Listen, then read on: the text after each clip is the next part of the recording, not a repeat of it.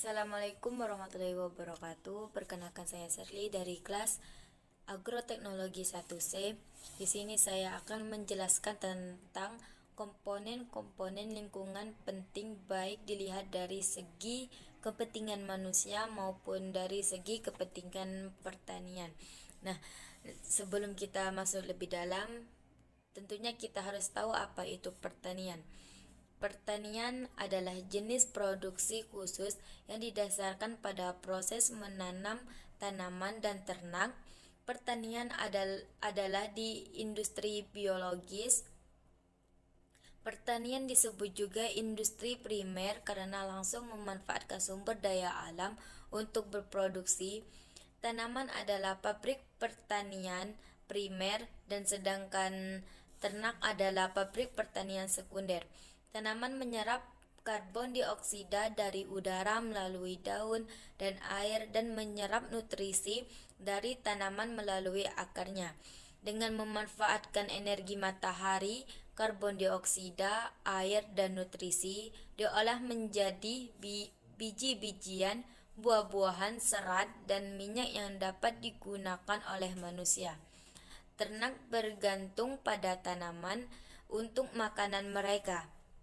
Misalnya, sapi bisa makan berbagai bagian tumbuhan yang tidak dapat dimakan manusia, seperti rumput dan daun.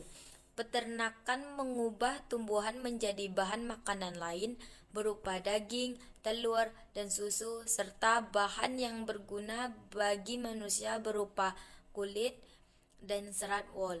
Pertanian kini juga menghasilkan bahan baku industri. Nah, selanjutnya apa itu lingkungan?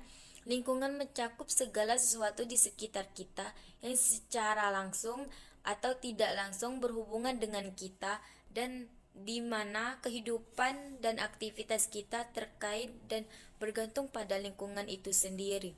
Lingkungan juga dapat dikatakan sebagai totalitas faktor, kekuatan, dan keadaan yang mempengaruhi atau berperan dalam kehidupan kita. Lingkungan juga dapat dikatakan sebagai sumber aspek ekologi dari sudut pandang manusia. Ekologi manusia adalah kombinasi dari ekologi dan ekonomi. Ekologi dalam hal ini mewujudkan filosofi pengelolaan sumber daya yang mengupayakan produktivitas melalui dukungan ekosistem. Ekologi merangsang kecerdikan dalam mengubah unsur-unsur lingkungan tertentu menjadi sumber daya ekonomi tanpa mengganggu keseimbangan ekologi alam. Dalam kerangka ini, semua sistem produksi, pertanian, industri, dan pemukiman dianggap sebagai ekosistem. Dan ekologi manusia, hubungan timbal balik antara manusia dengan lingkungannya dan antara manusia dirancang sesuai dengan makna hidup dan nilai-nilai sosial yang diciptakan manusia untuk dirinya sendiri. Dengan kata lain, sikap manusia terhadap lingkungannya merupakan ekspresi dari sikap mentalnya. Konsep lingkungan juga dapat diterapkan dari perspektif pertanian. Dari perspektif pertanian sebagai suatu sistem, segala sesuatu yang berada di luar sistem dan mempengaruhi keadaan sistem disebut lingkungan pertanian. Batas-batas lingkungan bersifat relatif karena ditentukan oleh garis-garis yang ditetapkan untuk menandai batas-batas luar sistem. Misalnya, jika sebuah rumah dinyatakan sebagai suatu sistem, semua rumah lain yang di sekitarnya adalah komponen lingkungan. Namun jika desa dinyatakan sebagai suatu sistem, maka rumah di luar desa merupakan unsur lingkungan dan rumah di dalam desa merupakan unsur sistem. Perbedaan dalam pilihan relatif dipandang sebagai suatu sistem yang mempengaruhi keputusan di berbagai area lingkungan. Hal ini menyebabkan perbedaan persepsi terhadap lingkungan dan juga orientasi yang berbeda dengan menangani masalah lingkungan. Tentu hasilnya akan berbeda. ekologi dan pembangunan pertanian. Untuk mendamaikan pembangunan pertanian dan manusia, perlu untuk mendefinisikan berbagai lingkungan pertanian dan manusia yang mengandung unsur-unsur dasar yang sama. Upaya menjaga kelestarian lingkungan manusia itu sendiri. Oleh karena itu, kita juga harus menjaga kelestarian lingkungan pertanian. Nah, eh, selanjutnya komponen-komponen lingkungan penting baik dilihat dari segi kepentingan manusia maupun dari segi kepentingan pertanian. Ialah udara, tanah, air, kehidupan hayati, keadaan ekonomi, dan nilai sosial budaya. Udara dijaga terhadap pengotoran dan pencemaran. Tanah juga bisa dijaga terhadap degradasi dan pencemaran, dan air dijaga terhadap pengotoran, menjaga kesehatan lingkungan baik untuk manusia maupun untuk tanaman dan ternak. Keadaan ekonomi diatur sedemikian rupa untuk meningkatkan pertanian dan membuat kehidupan masyarakat lebih layak dikembangkan untuk meningkatkan mempromosikan keterbukaan sikap, menumbuhkan disiplin pribadi dan kolektif, dan menghasilkan wawasan tentang lingkungan.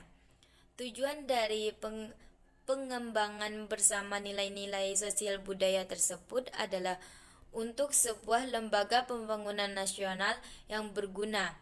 Pembangunan hijau dan ramah lingkungan jelas menghambat kembalinya ke metode produksi leluhur. Yang benar adalah bahwa sistem pembangunan memperhitungkan sejarah budaya masyarakat pertanian, keterampilan dengan mendarah daging di masyarakat umum, dan etnoteknologi. Dalam pembangunan pertanian di Indonesia, petani kecil adalah pemain utama. Menurut Gildial, istilah etnoteknologi menggambarkan bagaimana orang menafsirkan dan beradaptasi dengan lingkungan alam mereka. Ciri khas pertanian adalah kekhususannya terhadap lingkungan, basis biologis, dan sistem produksi yang sangat terdesentralisasi dengan sejumlah besar aktor yang terlibat dalam produksi di wilayah yang luas di berbagai lingkungan.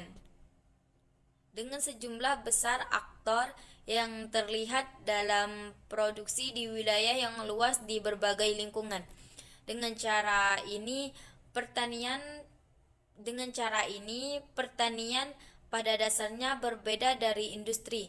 Setiap petani adalah manajer mandiri yang mengembangkan sistem produksi fisik dan sosialnya sendiri. Setiap inovasi dalam industri memiliki potensi.